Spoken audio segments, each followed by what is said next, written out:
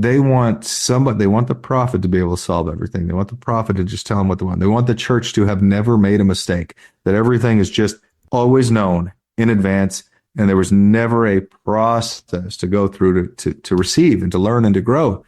That's not the way the Lord works. He gives us agency.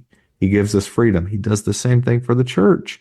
And it requires constant growth, constant repentance, constant maturing. Like, it is progress and maturity over time. That's divinely appointed. There's no shortcuts. There's no way around that. And so just as we want to offer grace to ourselves, hopefully, and to others, we're very short sometimes to offer grace to the church and the history of the church. And that's problematic when you look at the church as something that should have always been perfect, when that's not the way the Lord operates. It's not the way he works at all. Well, because he's working through us. That's why. He's working through men and women. And so it can't operate that way. It never could have, and it never will be perfect. Well, the beauty of it is that is how he set it up. Like, that's right. That's intentional. That's the eternal nature of it.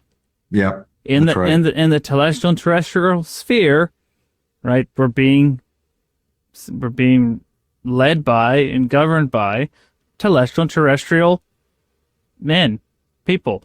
Like, that's just how it works. There's a structure, there's an order to these things, and we grow within these orders in which we are placed, and within the spheres in which we exist. It's the eternal round. Every once in a while, like on YouTube, when I scroll through videos, the feed that it sends me, I don't know, the algorithm, whatever it does. Every once in a while, she'll send me one of those videos. It's like one of those ex-Mormon videos. And I'll stop, and they're short, 30-second, 1-minute clips or whatever. I listen to what these people have to say because I'm always fascinated on what is it? What's the thing that like drives people away from the church? And of course, whatever it is they're talking about, it's really something deeper than that. Like, I'm smart enough to know that it's something much deeper than what. But they're always pointing out something. It's always an example or an instance, or there was something that finally set them over the edge, right? And almost always, 9 times out of 10, 99 out of 100, there is something with somebody, some offense was taken, or there was no grace being offered by the person that finally decided, I'm done. Like, I'm out. Like, I'm not going to do this anymore. And it's like they completely lose sight of the fact that the church is a culmination of people, just like a nation is, just like a body politic is. Like, it's people.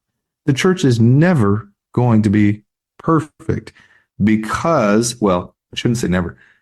Right now, on this mortal plane, it's never going to be perfect because the Lord is working through us. That's the whole intent, is trying to perfect us.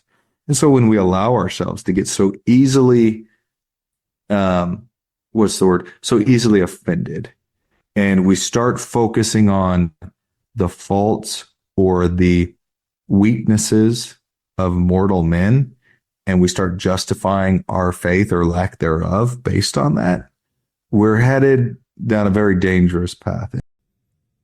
Hit that like button, leave us a comment, subscribe to the channel. We really appreciate it.